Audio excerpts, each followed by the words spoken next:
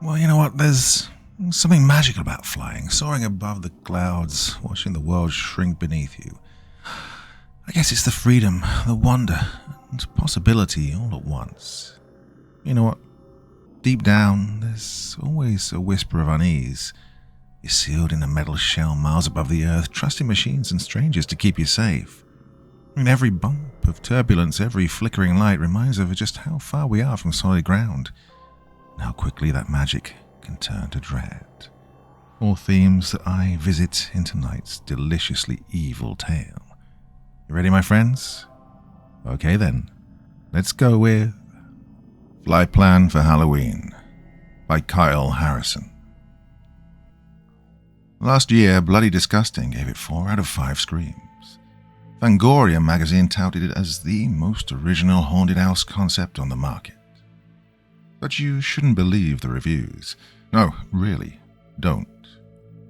Full moon flights are not what they seem. According to the brochure, they're a modern haunted house for fans of fear, a departure from the ordinary and a journey into the unknown where nightmares are inescapable. We don't allow guests to book flights. Instead, we let those who have the courage and curiosity come to find us, the blurb read. Everything about it screamed a publicity stunt to me. A private jetliner filled with costumed actors and jump scares designed to give people an adrenaline rush all night long. The latest event was this Halloween near me, and since I couldn't think of a better way to spend the evening, I decided to take a drive out to the provided coordinates where the plane was set to land. Departure time was scheduled for precisely 12:01 a.m., so I got there early, intent on documenting each and every aspect of the experience. Besides myself, there were about 6 other cars parked at an old airstrip, a fitting place for the spooky flight to land, I thought, as I looked about the dilapidated buildings. No one had used this place in a very long time, if ever. Grabbed my cell and small backpack filled with emergency supplies and gear, everything I thought I'd need for the night.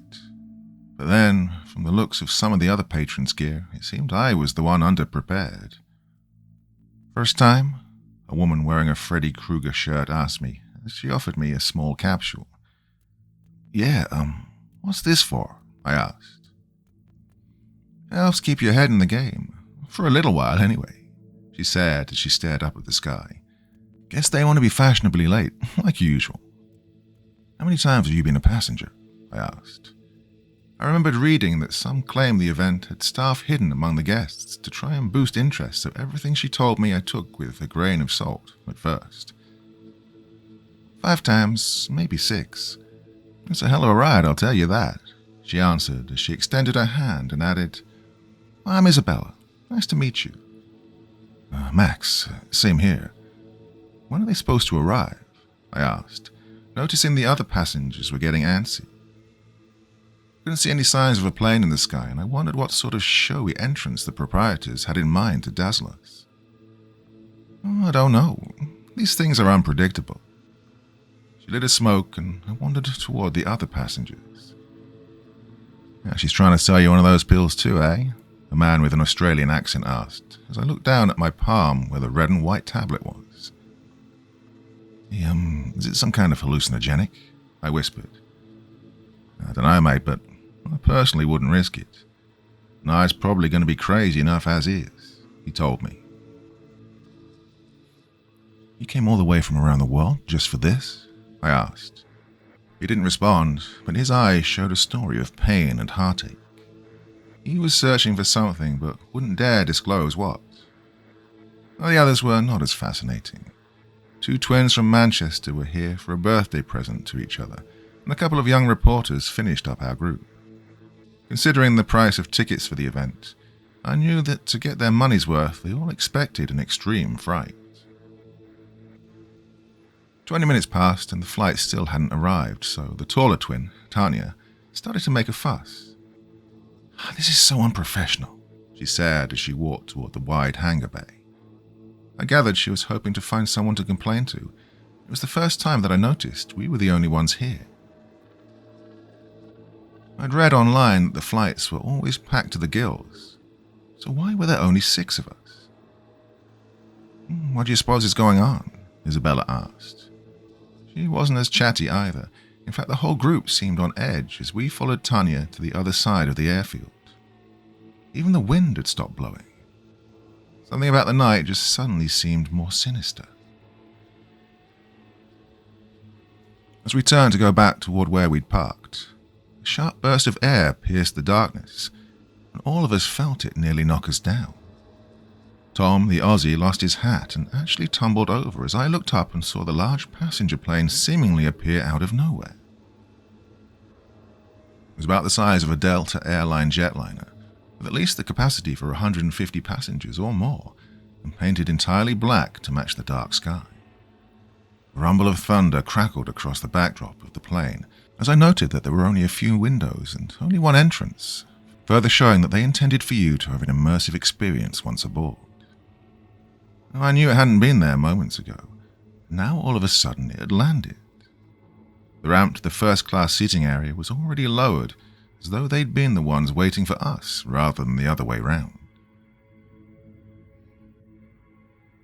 Isabella gave me a nudge and said nervously, "Well, I told you they know how to make an entrance."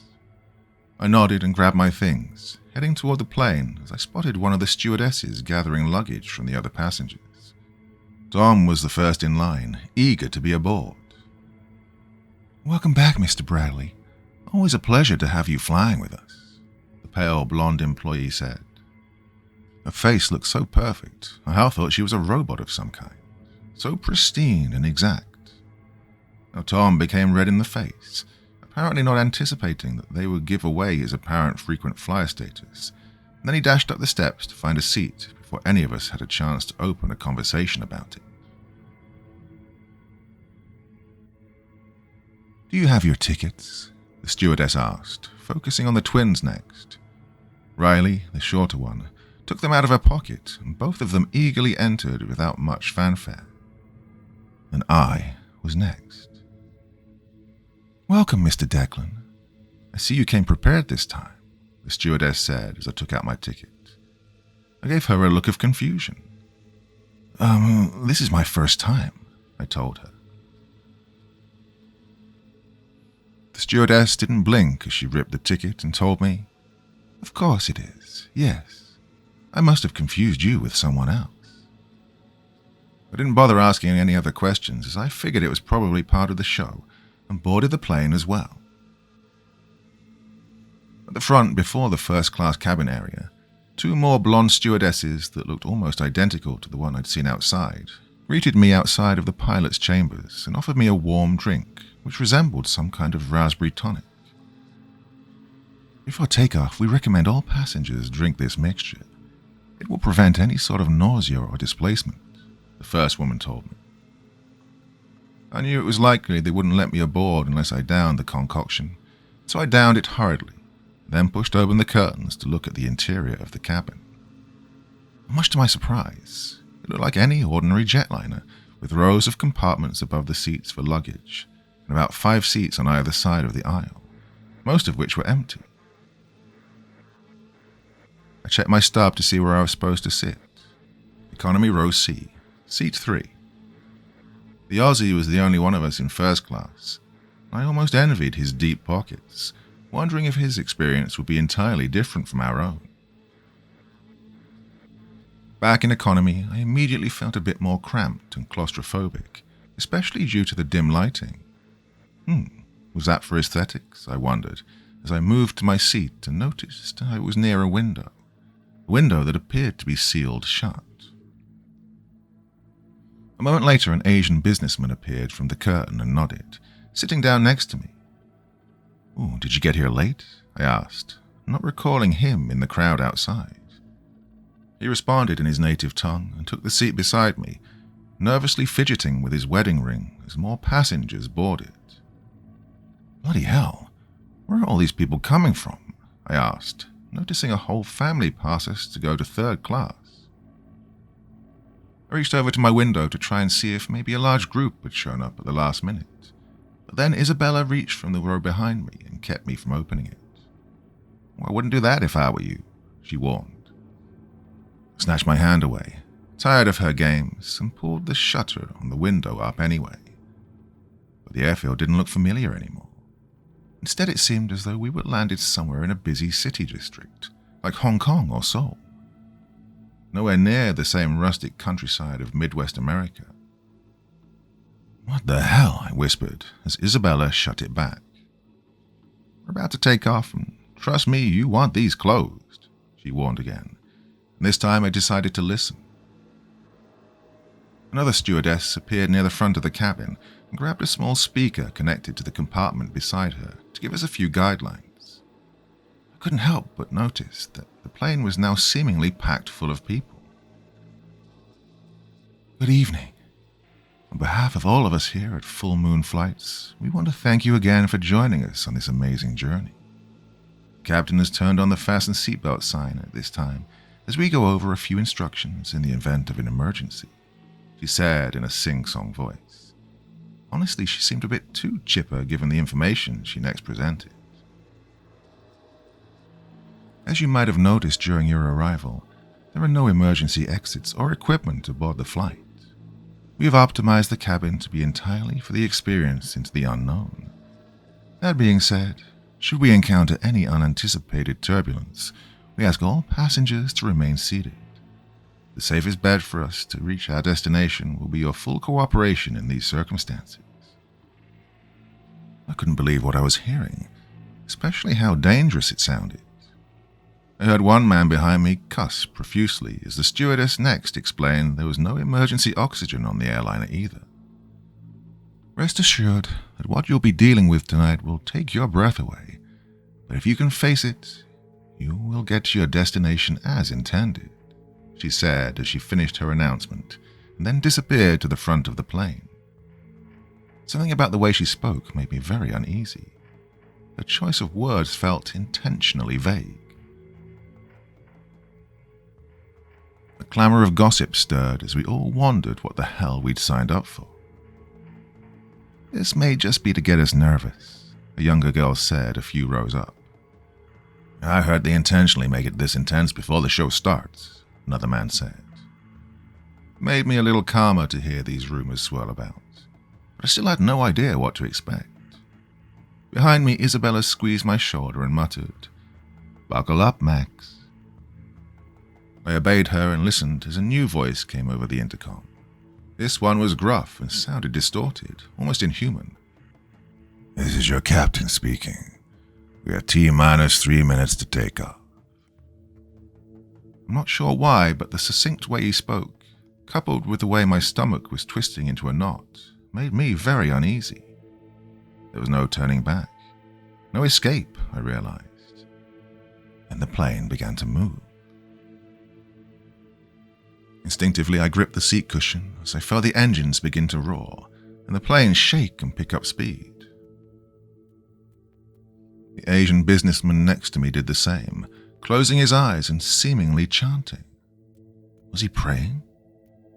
I could hear the wheels skid against the runway and the noise grow louder as I was pushed into the seat a bit by the thrust of the engines. Then we began to ascend.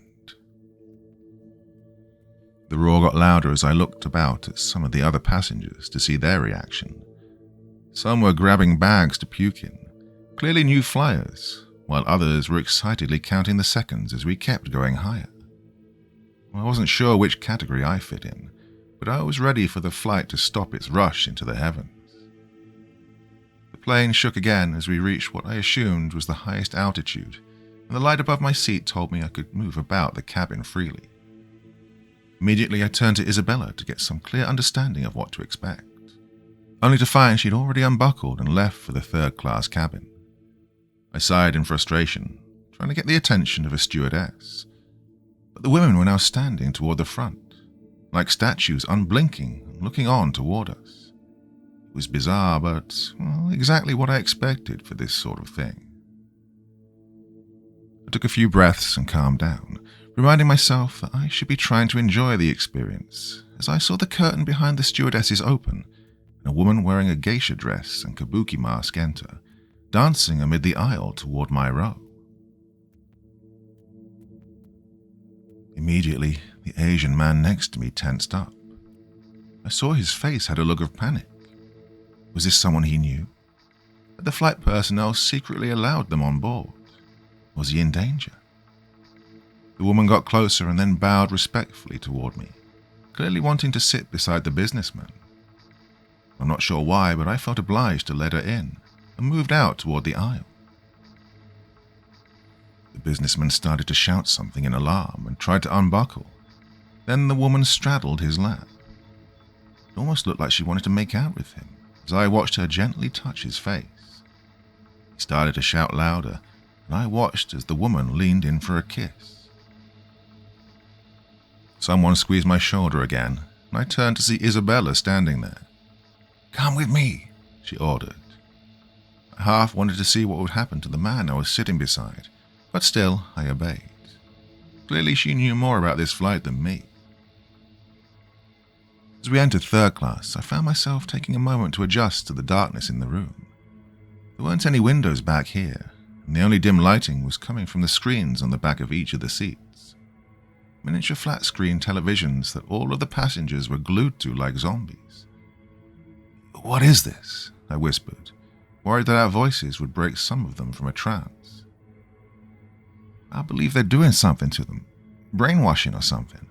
Well, I'm not sure. I was hoping you could help me into the luggage compartment overhead," she said as we made it to the middle of the aisle. I noticed that the expressions on the people's faces seemed contorted with terror and dread, as though whatever they were watching was driving them mad. "Sure, but before I do that, you need to be honest with me. Why are you really here?" I asked. Isabella bit her lip and glanced toward the door.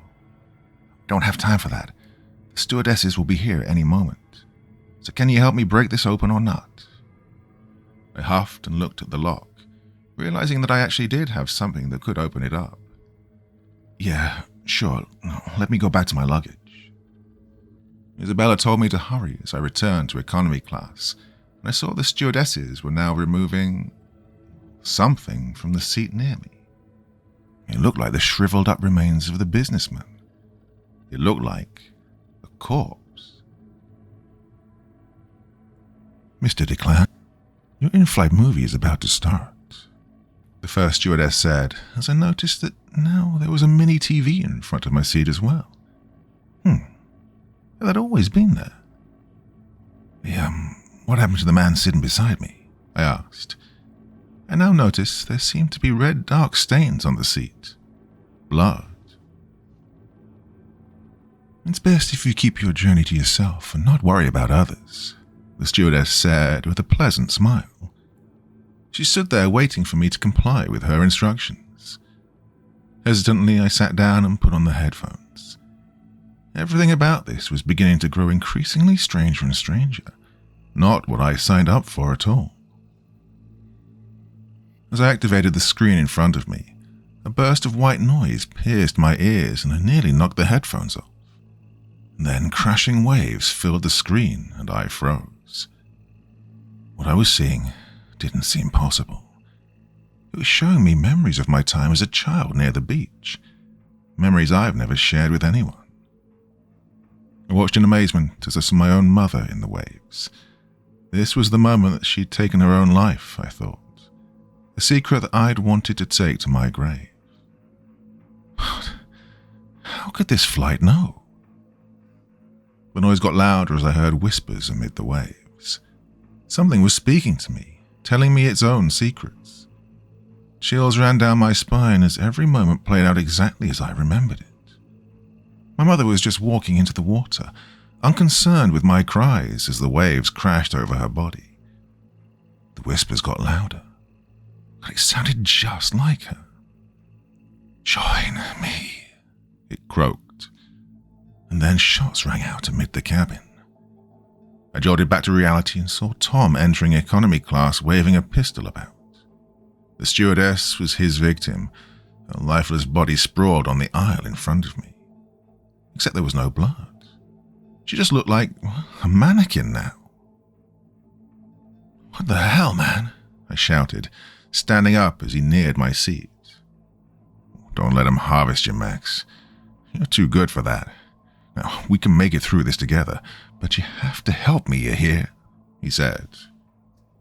Other passengers were screaming as he waved the gun around, warning them to stay back. What the hell's wrong with you?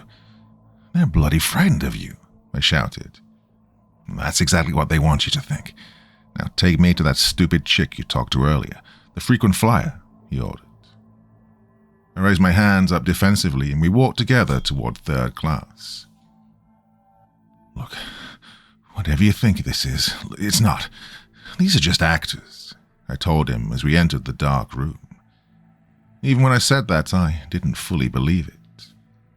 Something deep in the pit of my stomach told me that none of this was normal. I planned to use the sudden shift in light to take advantage of him, but I never made it that far. Instead, the entire plane started to shake due to turbulence, and he lost the gun. He stood across the floor as he fell on me, and I shouted to Isabella to find it. She obeyed, and I turned to punch Tom straight in the jaw as the lights in the cabin began to flicker. Then all of the passengers around us started to convulse and go into shock, seemingly being given a stroke due to the sudden loss of power. Amid the chaos, somehow Isabella found the weapon and aimed it toward me. Tom had already produced a knife, and I shouted for her to shoot him. Instead, she aimed at the luggage compartment over our heads. A single bullet caused the lock to blast off, and several small bags fell, causing Tom's knife to become lodged in my shoulder. Shit, I said as I looked across at some of the passengers, begging them to help. Instead, they were beginning to attack each other. One man was mauling out his son's eyes and eating them. A woman was digging straight into her face, trying to rip skin off. And two children were smashing each other in the stomach constantly with sharp forks. Any hope I had that this was all an act died at that moment. Isabella scrambled to search amid the bags as Tom got his bearings. And then she found what she was looking for. It looked like a small briefcase. "Don't!" Tom shouted. I frowned, trying to figure out what the hell was happening as she put in the correct keycode and the latches unbolted. Inside there were 6 coals filled with a glowing yellow serum. She grabbed one and rushed towards the Aussie. I crawled out of the way into one of the seats as she lunged and pierced his neck, forcing the needle in all the way. I saw Tom's eyes dilate and then go completely black. Then he fell to the floor, unconscious. I snatched up his knife, just in case things got crazier from here. That was a smart call. Before I got a chance to even ask Isabella what the hell she was doing, she was through the curtain to economy class. I slowly stood up, trying to catch my breath, when one of the mutilated passengers grabbed a hold of me, forcing me to stare into their hollow, sunken face. There wasn't even a face there anymore, just a maw with endless teeth. Somehow they'd transformed into nightmarish beings. I pushed it away and tumbled over Tom to get back to economy class, pausing in between the 2 cabins to go into the restroom. The small room felt so much more claustrophobic than usual as I locked the door and looked at my reflection in the mirror. Splashing water on my face, I tried to get a hold of myself and chanted, "It's all in your head, Max. It's all in your head." I gripped the sink for a minute and felt my breathing return to normal, hoping that maybe I was able to come back to normalcy. Then I noticed something shimmer in the mirror. I looked at it for a short moment, frowning in concern. Then my reflection smiled wickedly toward me. A second later, a strong, icy hand emerged from the mirror and gripped my neck. I was gasping for breath as I felt my reflection strangle me, and I reached into my pocket where Tom's knife was still hidden away. I sliced it across the doppelganger's arm, causing strange black slime to bleed out from him as he loosened his grip, and I escaped to the main cabin. I was still trying to make heads or tails of what was happening when I caught sight of the twins. After all that had just happened, I could hardly remember their names. Riley? Tanya? All I knew for sure was that they were both covered in blood, hobbling toward me, knives in their hands, having carved off each other's skulls, blocking my way to first class. I could hear Isabella shouting something to a stewardess as I looked back toward third class. The jetliner was shaking violently again, and I heard the captain announce something overhead. Attention, esteemed guests. We're entering a rough patch, and I advise you to buckle up, he said in a voice that sounded too excited for the coming maelstrom. Suddenly I was thrust to the ceiling. The twins fell upward as well, their bloody bodies toppling like ragdolls as I found myself unable to avoid sliding into them. The airliner shook, and I slowly moved toward the aisle where this all had begun, trying desperately to regain my footing. And then I heard a loud growl from the third-class cabin. Oh, I shouldn't have looked. Tom's head peered out of the curtain, but what followed was less than human. It had a long neck, like a giraffe without skin, and legs that were as wide as the entire cabin, stretching out toward passengers and stepping on them like ants. The legs had mouths like a Venus flytrap, shrieking as the strange creature twisted its body like a contortionist. It clung to the ceiling, Tom's pure black eyes looking straight at me as his chest opened up and hundreds of miniature spidery creatures skittered toward me. "Holy shit," Isabella shouted as she entered the room. Tom leapt toward her, shrieking as his mandibles ripped into her chest. The plane started to level again. I moved down to my seat, desperately trying to find some way off. Well, all I could think to do was break the window. I still had Tom's knife, and my rattled brain told me to give it a try. Reaching toward the window, I raised it up even as I heard Isabella scream for me to stop. I was expecting to see just the darkness of the night. Instead, it was blinding light, hitting me right in the face as I covered my eyes and tried to hit the window. I heard the glass crack, and I kept going as hard as I could. Suddenly the screams in the cabin were replaced with the roar of a void. Whatever was beyond the window, I'd managed to reach. Now we were all about to be sucked out. I gripped my seat as hard as I could as alarms began to blare. Tom's now gargantuan body was the first to go. It was like watching a camel be shoved through a needle hole. His face contorted, and I heard the breaking of bones. He tried to grab a hold of me, his tongue lapping out and sliding against my face as I heard him mindlessly groan. His front claw grabbed at my hand, and I lost my grip, my legs hitting the shattered glass as I felt the roar of the plane against my body. It felt like I was a puppet being dragged by a massive child. I was gripping the window, looking toward the heavens. And I can't describe the impossible things I saw in that sky. This was not our Earth, not our reality. It was a kaleidoscope of universes crashing into one another, exploding in rainbows of colors that I couldn't comprehend. From the endless, ethereal streaks of light and dark, massive tentacles wrapped around the plane like vines, suffocating it. I could see something just beyond the horizon.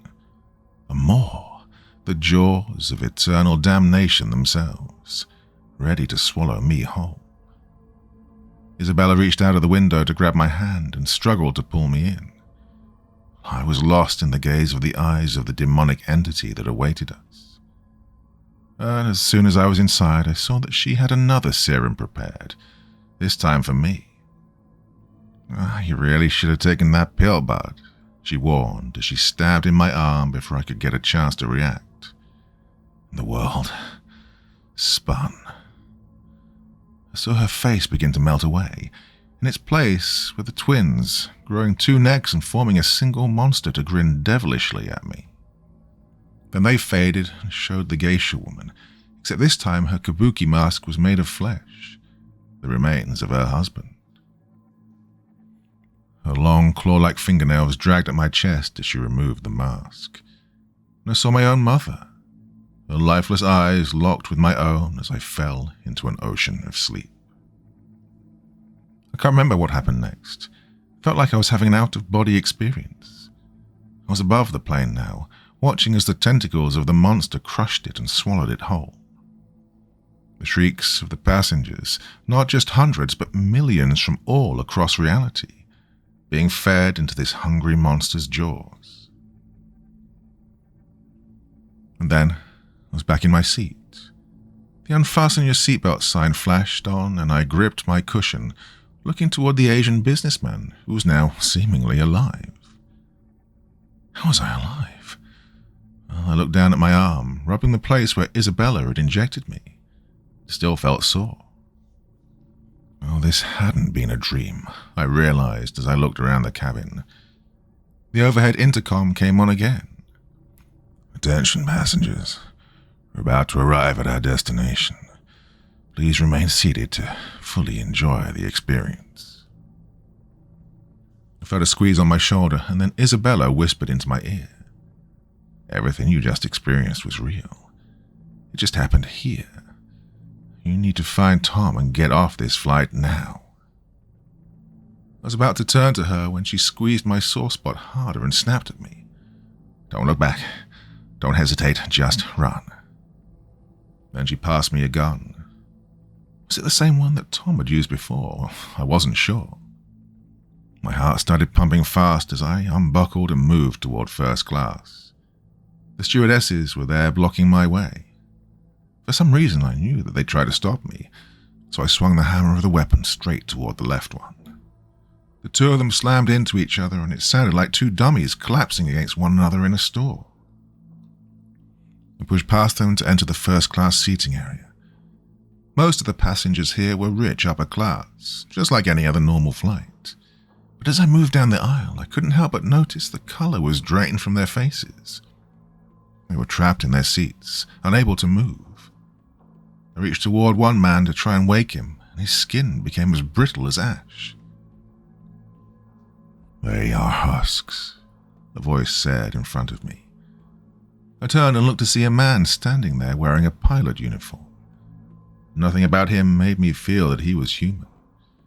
He might have been once, but now all that remained was his memory. "What are you going to do to them?" I asked, my voice trembling as I searched the cabin for Tom. Isabella's warning was ringing in my head, but I still needed to know more. "Only what they signed up for. What you've already experienced. You've cheated, Max. Seen the end of the journey and managed to make it back. But it doesn't matter. The fear we can harvest from your soul is endless. You'll never truly leave this flight," he said, taking a step toward me. I clenched my fists and cocked the weapon toward him, letting loose a few rounds into his body. It didn't deter the spectre. I'm not even sure why I tried after all I'd seen. But it did grab Tom's attention. He stood up and moved toward me. "What are you doing, man? Trying to get us both killed?" he shouted. I looked toward the gun, my hand shaking as I saw a scar was beginning to form on my arm. How had it gotten there? "I think we might already be dead," I said, passing him the weapon. The ghost pilot was gone temporarily, but Tom warned it wouldn't matter. "God, my head hurts. That drug really did a number on me," he said, rubbing the spot where Isabella had injected him. "Wait, how is any of this possible?" I said, my mouth dry, as he led me back through economy class. Well, this time I saw my doppelganger again, sitting there staring out of the window and watching as the jetliner began to shake again. Tom was rattling off an explanation, or an interpretation of events to me, as we both moved on. "Well, from what I understand, the plane moves beyond the realm of space and time that we know, past the horizon into a new endless dimension, one where pure chaos is born. The people, if they are that, who run this contraption, they're feeding a creature, trying to birth it into the reality, this reality that we know of.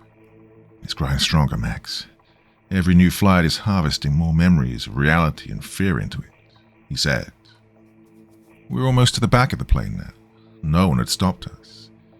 His explanation made some sense to me as we stood there, and he started to look among the things before commenting, "You probably have a dozen other questions about this mess, like how I know all this and why Isabella, if that is her real name, is helping us. Well, I don't know. I came on board for my wife. She boarded a flight 3 years ago, and I'm going to find her." He paused then and passed me the weapon along with the parachute. But that isn't how your journey ends, Max. You've got a chance to get out. Warn the world if you can. Just don't worry about me.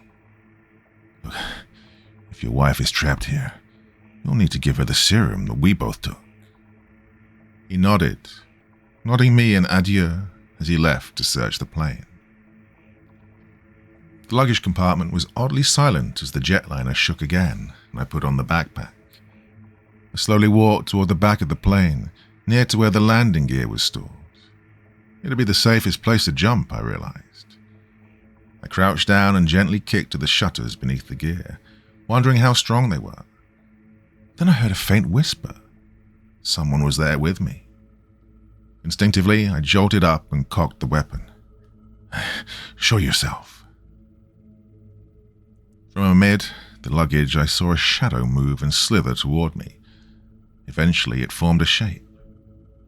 The ghost pilot? No. It was a doppelganger of my own mother, I realized.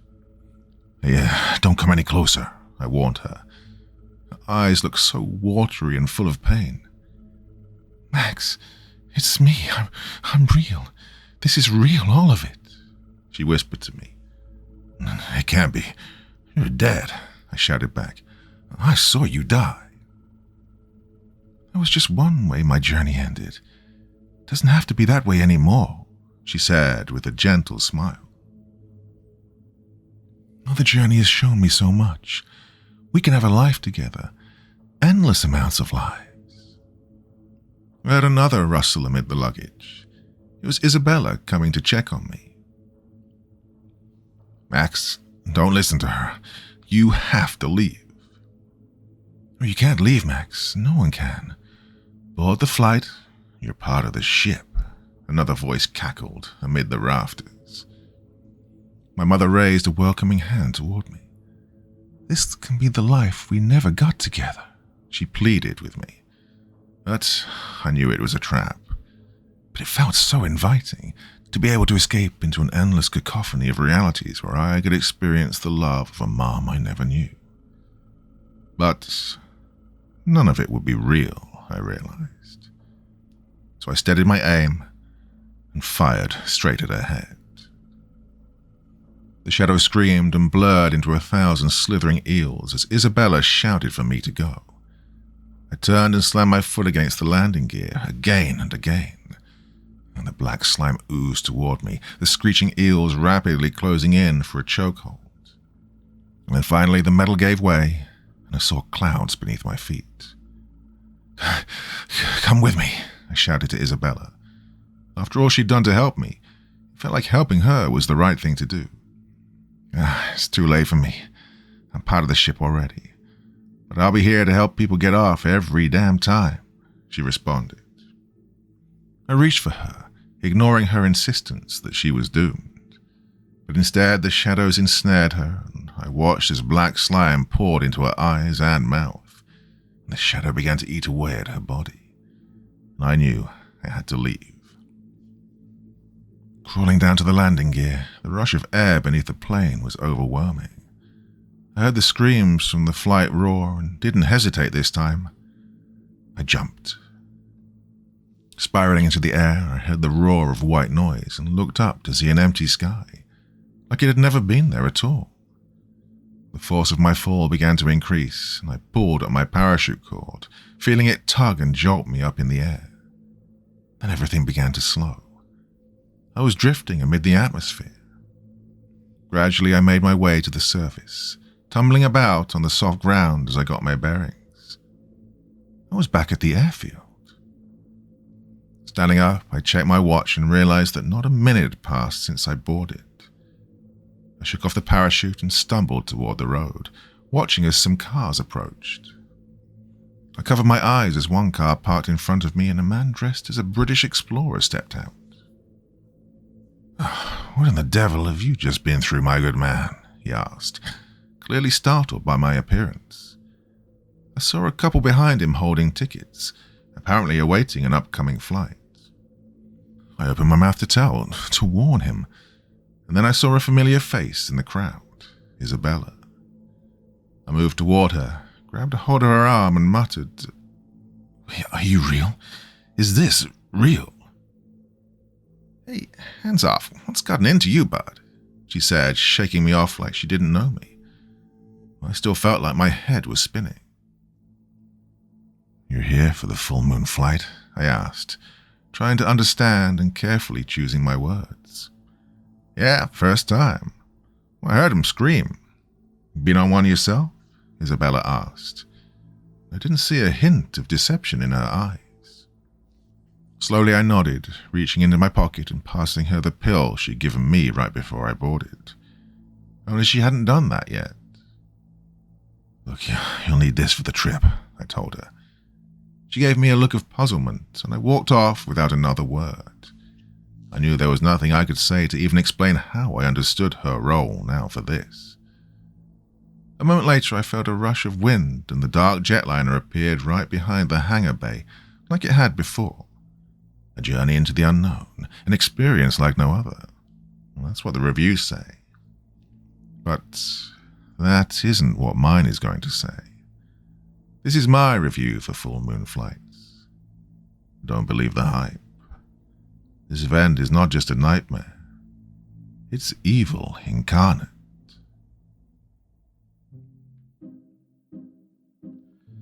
So yeah, my dear friends, obviously I'm a bit early for Halloween, but that was such a wonderful story, I had to share it with you.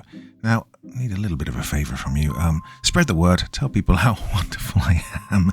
Get the word out there because YouTube is absolutely kicking my ass. Now, it's not just me. A lot of channels, a lot of established channels that have been around for years. YouTube is turning its back on us.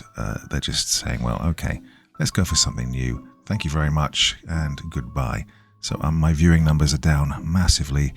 And it's kind of bumming me out, to be honest with you. Not the end of the world. I still love doing this, and I will continue doing this. But it would be nice if a few more people were watching. So, yeah, just tell your friends, all that kind of thing. Thank you so much. Anyway, that's enough for this evening. Probably back again tomorrow night, to be honest with you. So, see you then, yeah?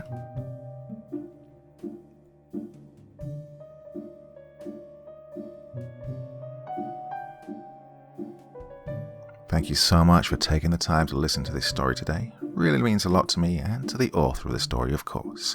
Well, if you want to know more about me, I'm pretty much everywhere on social media. You can find me on Facebook, Twitter, Instagram. You can download my music on SoundCloud. I've got a Patreon if you feel like. Throw me $1 or $2. Very much appreciated. And of course, on Reddit, I have a place where you can leave stories if you want me to read one that you've written. Well, hoping to see you all again very soon. Till then, sweet dreams. Bye-bye.